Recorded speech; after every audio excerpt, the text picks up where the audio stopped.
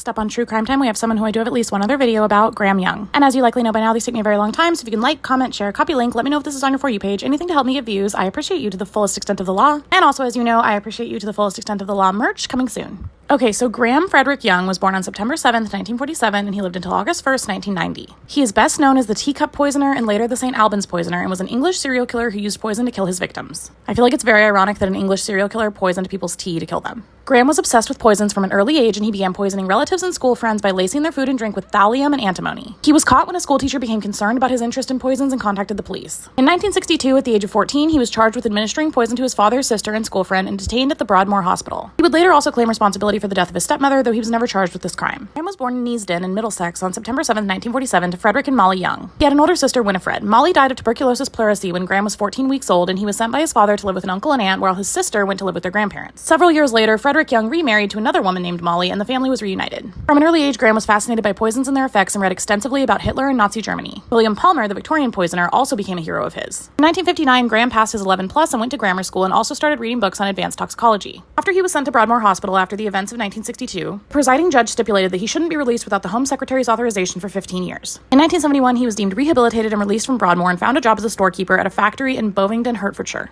His duties there included making tea for his colleagues. Soon he began poisoning his workmates, resulting in 2 fatalities and several others left critically ill, but the deaths were initially attributed to a mysterious bug. However, Young's odd behavior and his penchant for showing off his considerable knowledge of poisons aroused suspicions, and he was arrested. He died of a heart attack in prison in 1990 when he was only 42 years old.